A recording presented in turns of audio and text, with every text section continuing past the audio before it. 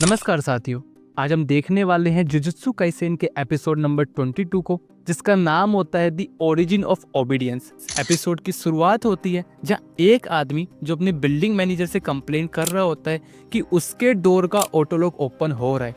ताइची को पता नहीं होता कि उसके पीछे एक कर्स्ड स्पिरिट है और वो कर्स्ड स्पिरिट ताइची को मार देती है। Akari Nitta, assistant manager of Jujutsu High, Yuji Nobara Megumi को मरने वालों की प्रोफाइल दिखाती है। बताती है इन तीनों को एक ही कर्स ने मारा है। तीनों एक ही कंप्लेन कर मरे हैं कि ऑटो लॉक डोर काम नहीं कर रहा था और तीनों का जूनियर हाई स्कूल भी सेम था। मेगुमी कहता है कि उनकी लोकेशन डेट सब डिफरेंट है, तो इनके बीच कनेक्शन निकालना कि सेम कर्स्ड स्पिरिट ने ऐसा किया है जरूरी नहीं है। नोबारा कहती है अगर वो तीनों एक ही स्कूल में थे तो मतलब तीनों का इनकाउंटर एक ही कर्स से हुआ था और वक्त के साथ साथ वो एक्टिवेट हो गई। अभी वो तीनों एक फ्यूनरल में आते हैं जहां वो मरने वालों के क्लासमेट से जानकारी लेने आए थे, बट वो भी सेम सर्कमस्टेंसेस में मर गया। चारों अभी Saitama Urami East Junior High School पहुंचते हैं। जब तो बदमाश लड़के आपस में बात कर रहे होते हैं, नोबारा उन्हें देख उन्हें मजा चखाने का फैसला करती है और नोबारा और यूजी दोनों उनके पास पहुंचते हैं।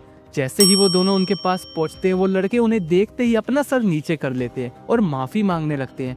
ये देख यूजी नोबारा खुद की तारीफों के पुल बांधने लगते हैं, लेकिन वो इन दोनों से नहीं बल्कि मेगुमी से माफी मांगते हैं। और हमें पता चलता है कि मेगुमी ने इसी स्कूल से पढ़ाई करी है और अपने टाइम में मेगुमी ने सारे बदमाश लड़कों को पीटा था। इतने में स्टाफ मेंबर टाकेडा यहाँ आ जाता है। वो भी मेगुमी का वेलकम करता है। ये देख तीनों कहते हैं कि अब मेगुमी अकेला ही केस हैंडल कर सकता है। मेगुमी टाकेडा से पूछता है क्या उन्हें ऐसे कुछ अजीब सा याद है जो उन तीनों से लिंक हो। टाकेडा अभी यासो हाची ब्रिज का इंसिडेंट याद करता है। कहता है यासो हाची ब्रिज जो सुसाइड और पैरानॉर्मल एक्टिविटी के लिए जाना जाता है। टाकेडा बताता है कि एक दिन चारों स्टूडेंट्स लापता हो गए। हालांकि ये आम बात थी क्योंकि वहाँ अक्सर स्टूडेंट्स खुद को साबित करने जाते थे। फिर भी जब उन्होंने उनकी फैमिली से पूछा तो वो चारों उस ब्रिज के नीचे अगले दिन बेहोश मिले।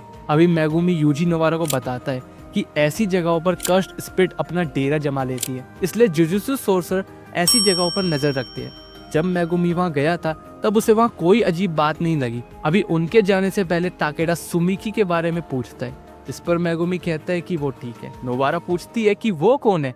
जवाब में मेगुमी बताता है कि वो उसकी बड़ी बहन है, जिस पर वो दोनों कहते हैं कि मेगुमी कुछ अपने बारे में नहीं बताता। मीनवाइल माहितो देखता है कि जिन स्पेशल कर्स्ड ऑब्जेक्ट को उन्होंने चुराया है, जुजुत्सु वाले इन्हें खत्म क्यों नहीं करते। गेटो कहता है कि वो ये नहीं कर सकते, इसलिए वो इनसे एक पैक्ट बनवाते हैं और इन्हें बेजान कर देते हैं ताकि ये किसी को हार्म ना पहुंचाए। जिस पर माहितो कहता है लेकिन सुकुना तो फिर भी हार्म पहुंचा सकता है। जिस पर गेटो कहता है सुकुना की फिंगर्स एक एक्सेप्शन है।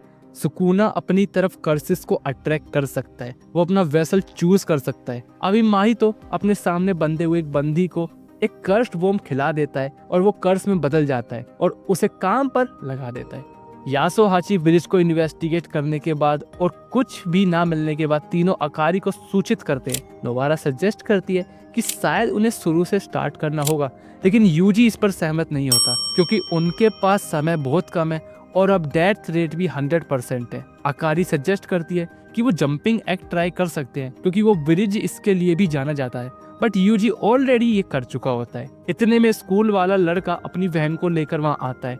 कहता है उसकी बहन को मेगुमी से कुछ बात करनी है, जो कि मेगुमी की ओल्ड क्लासमेट होती है। वो बताती है जब वो 8 में थी तब रात को वो ब्रिज पर गई थी। एक वीक से उसके घर का डोर ऑटोमेटिकली ओपन हो रहा है। उसे लगता है कि कुछ तो गड़बड़ है। इस पर अकारी उसे कहती है कि उसे डरने की जरूरत नहीं है और पूछती है कि उसके साथ उस दिन कौन कौन था।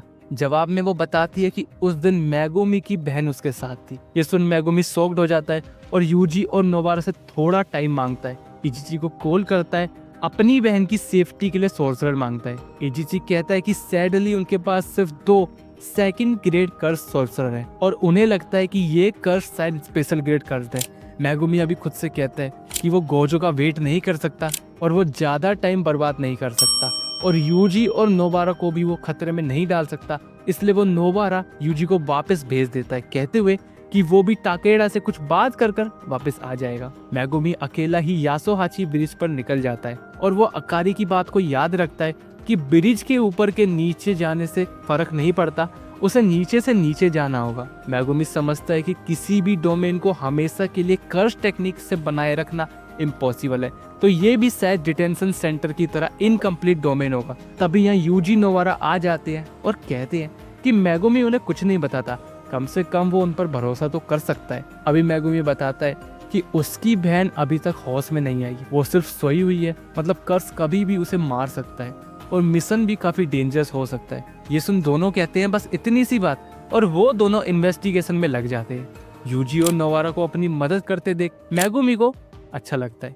तीनों अभी कर्स्ट के डोमेन को क्रॉस कर देते हैं और अब वो मोल कर्स्ट से मिलते हैं, लेकिन तभी वहाँ कर्स्ट वोम भी आ जाता है और तीनों तैयार हो जाते हैं लड़ाई के लिए।